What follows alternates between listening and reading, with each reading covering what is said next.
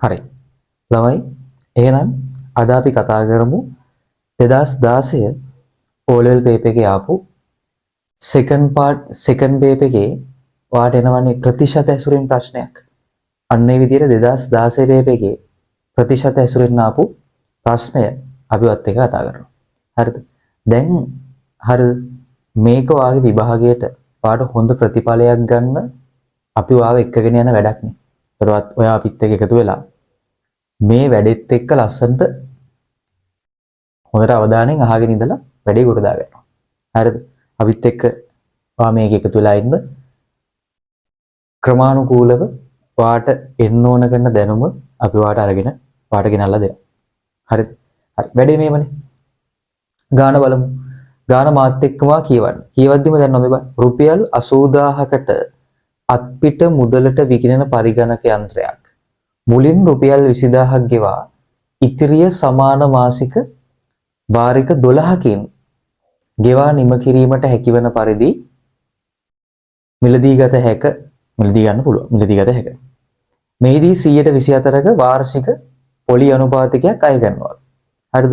ඒවට ওই විදියට කියලා අන්තිමට කියනවා. හීනවන ශේෂ ක්‍රමයටලු පොලි අය කරගන්න එනවාට කියනවා. මාසික වාරිකයක අගය හොයන්න කියලා. දැන් මෙහෙමනේ. ගානක් ගත්තාම පළවෙනි දේ තමයි දැන් ගාන කියවුවම අපිට යම්කිසි අදහසක් එනවනේ. දැන් ගානක් ගත්තාම සමහර ගණන් තියෙනවා ඔයාට ගාන හදන්න ගානේ උත්තරේ ගන්න ඕන ස්ටෙප් ටික දීලා තියෙනවා. රෝමාංක 1 රෝමාංක 2 කියලා ස්ටෙප් ටික දීලා තියෙනවා. හරිද? ඒ වගේම සමහරක් ගණන් තියෙනවා මෙන්න මේ ගාන වගේ කිසිම ඔයාට යන්න ඕන ස්ටෙප් එකක් දීලා නැහැ. ස්ටෙප් ටික ඔයා හිතා ගන්න ඕනේ. එහෙනම් මේ වගේ ගානක් හදනකොට ගාන හදන ප්ලෑන් එක අපි ගහ ගන්න ඕනේ. එහෙනම් මුලින්ම අපි මෙහෙම යමු. මුලින්ම අපි දත්ත ටික ලියාගමු. හරිද? වටිනාකම කොච්චරයිද? වටිනාකම රුපියල් 80000යි. හරිද? වටිනාකම රුපියල් 80000. මුලින් රුපියල් 20000ක්. හරිද? මේකෙන් ගෙවනවලු 20000ක්. 20000ක් ගෙවනවා. ගෙවුවට පස්සේ ඉතිරිය තමයි සමාන මාසික වාරිකමේ ඉතිරියනේ. මේක ගෙවුවාම ඉතිරිය මේ මම ගහගෙන පොඩි දත්ත ටික ලියා ගන්නවා. ඉතිරිය වාරික 12කින් සමාන මාසික වාරික 12කින් ගෙවන්න පුළුවන්. තව දෙනවා පොලි අනුපාතයක් දෙනවනේ. හරිද? වාර්ෂික පොලි අනුපාතිකයේදී වාර්ෂික පොලි අනුපාතිකය දෙනවා කීයද? 124යි. වාර්ෂික එක දෙනවා. ওই ටිකනේ මට දීලා තියෙන දත්ත ටික. මට ඊට පස්සේ හොයන්න කියන්නේ මාසික වාරිකයක අගේ. මාසික වාරිකයක් නම් මට හොයන්න කියන්නේ මම මොකද මුලින්ම කරන්න ඕනේ.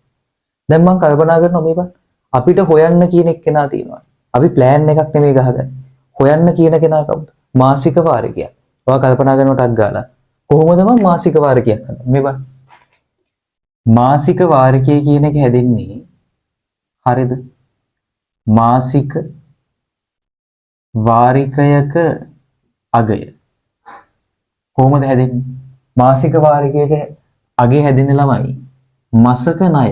ඒ කියන්නේ අපිට ගෙවන්න වෙනවනේ මාසෙකට යම්කිසි ණය මුදලක්. ඒ ගෙවන්න ඕන මාසිකව ගෙවන්න ඕන ණය මුදලට එකතු වෙන්න ඕනේ මාසිකව ගෙවිය යුතු පොලිය. හරිද? මේ බලන්න. මේකනේ කතන්දරේ. මෙන්න මේකෙන් තමයි මාසික වාරිකයක අගය එන්නේ.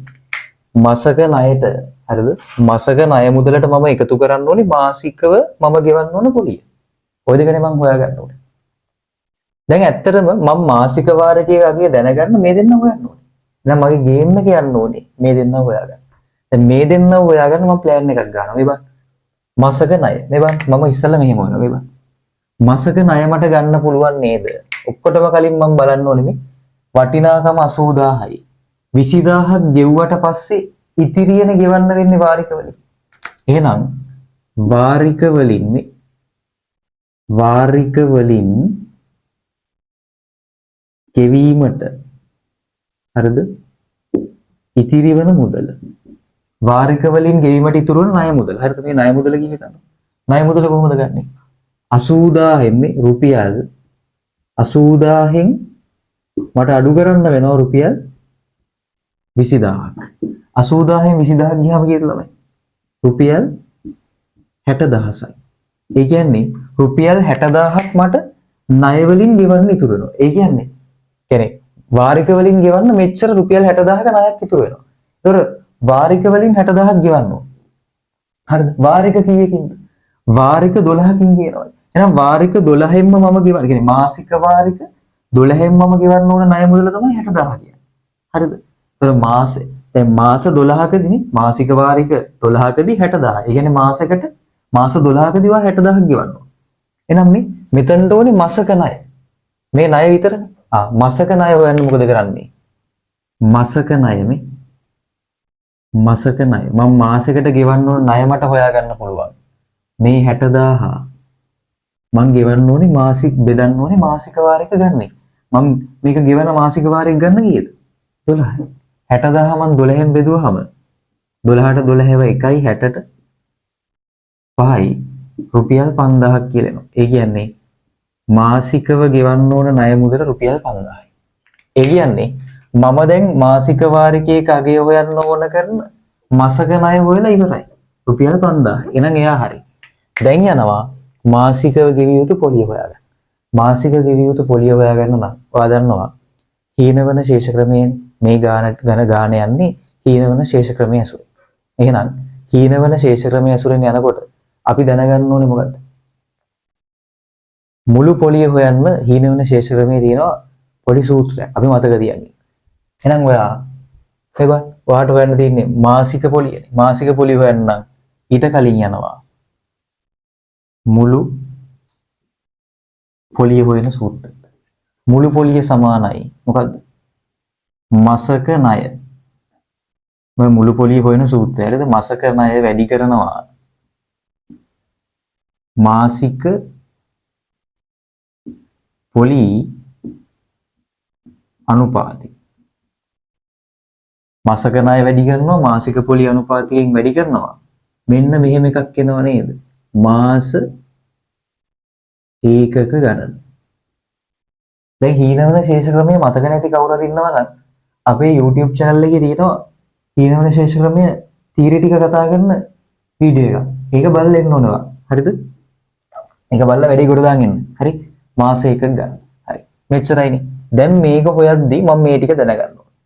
බලමු. මම හොයන් යනවා. මේ ටික දැන් මේ මාසක ණය මම දන්නවා. මාසික පොලි අනුපාතිකයේ වාර්ෂිකයෙන් හොයාගන්න පුළුවන්. මාස එකක ගන්න. මොකද්ද මේ මාස එකක ගන්න? බලන්න. මාස ඒකක ගණන හොයන හරිද? මාස ඒකක ගණන හොයන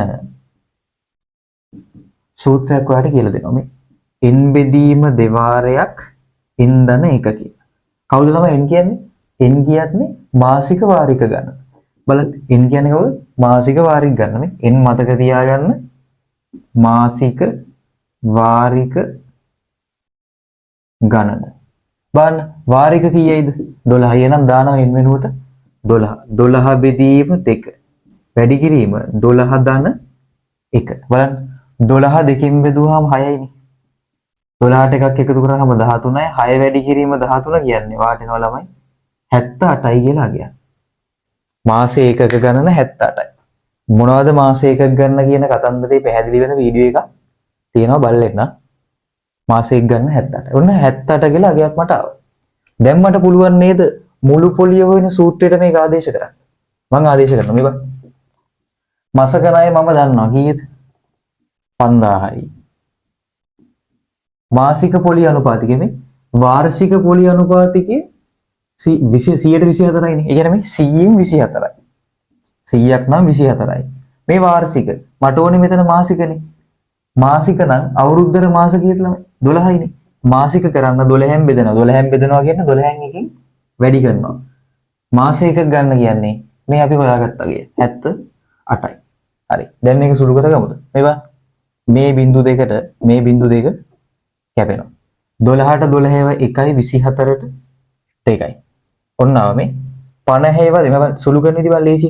50 දෙකක් 100යි. බලන්න ලේසියේ 50 දෙකක් 100යි. 100 වැඩි කරනවා 78න් 78න් වැඩි කරනවා 78 100න් වැඩි කරද්දි 78 ලිව්ව අකට බිංදු දෙකක් දැම්මා එනවා මුළු පොලිය කීයද මුළු පොලිය විදියට එනවා 7800 හැබැයි දැන් මුළු පොලියද අපිට ඕනේ මුළු පොලිය අපි හෙව්වොත් ඕනේ කවුද අපිට හොයන්න තියෙන්නේ මාසික වාරිකය එකගේ මේක හොයන්න ඊළඟට ඕනේ මාසිකව ගෙවිය යුතු පොලිය මාසකට ගෙවන්න ඕන පොලිය මේ තියෙන්නේ 7800 කියන මුළු පොලිය කියන්නේ මේ මාසික වාරයක 12කින් ගෙවන්නේ. ඒ කියන්නේ මාස 12කට පොලිය තමයි මේ තියෙන්නේ. එහෙනම් මාසකට පොලිය හොයන්න මම මොකද කරන්නේ? මේ බලන්න. මාසකට පොලිය හොයන්න මම කරන්න ලවයි. මේ 7800 මේ රුපියල් 7800 මම බෙදනවා 12න්. 12න් බෙදුම් බලන්න. හරිද? 12න් බෙදුම් 12ට 12 ඒවා එකයි 78ට 12 ඒවා නැහැ 72ට තියෙනවා 6ක් හරිද එතකොට තව 6ක් ඉතුරුයි ඊට පස්සේ ඒ ඉතුරු වෙන 6යි මේ බිඳුව ගැන 60ට 5යි ඔන්න රුපියල් කීයද 650යි කියන ඒ කියන්නේ මාසකට පොලියනවා ළමයි රුපියල් 650යි ඉතින් දැන් වැඩි හරිද දැන් මේ මාසක ණය කලින්ම අපි හෙව්වා මාසිකව ගෙවිය යුතු පොලිය 650යි කියලා හෙව්වා දැන් මාසික වාරිකයකගේ කියන්නේ මේ දෙන්නගේ එකතුවනේ. එහෙනම් මට අන්තිම උත්තරේ ගන්න පුළුවන්. මාසික වාරිකයක අගය සමානයි රුපියල් 5000ට එකතු වෙනවා රුපියල් 650ක්. උත්තරේ රුපියල් 5650යි. මේ තමයි මාසික වාරිකයක අගය. දැන් බලන්න ළමයි මේ ගණන් ටික බලන්න. මේ ගාන බලන්න. මේ ගාන බැලුවහම බලන්න කිසි ප්ලෑන් එකක් අපිට ඒගොල්ලෝ දෙන්නේ නැහැ. ප්ලෑන් එක අපි ඔළුවේ ඇඳ ගන්නවා. ඇඳගෙන අපි පියවරෙන් පියවර ගාන හදනවා. හරිද? මේ ගණිතය ඇතුලේ හම්බෙන මේ ඕනම ගානකදී වාග් මුලින්ම කරගන්න ඕනේ. ඔයාගේ ඔළුවේ ලස්සන කතාවක් හදා ගන්න ඕනේ. මොන විදිහේ කතාවක්ද? මේ ගාන ගොඩ දා ගන්න පුළුවන් ප්ලෑන් එකක්. මේ ප්ලෑන් එකට ගියොත් ඔයාට ගාන ගේමක් නැතුව ගොඩ දා ගන්න පුළුවන්. මම හිතනවා මේක ඔයාලට හොඳට පැහැදිලි වෙන්නේ නැති කියලා. එහෙනම් ඉස්සරහටත් අපිත් එක්ක එකතු වෙන්න මේ වගේ වාගේ පසුගිය විභාග ප්‍රශ්න අපි මේ විදිහට ලස්සනට ඔයාලට පැහැදිලිව කියලා දෙනවා.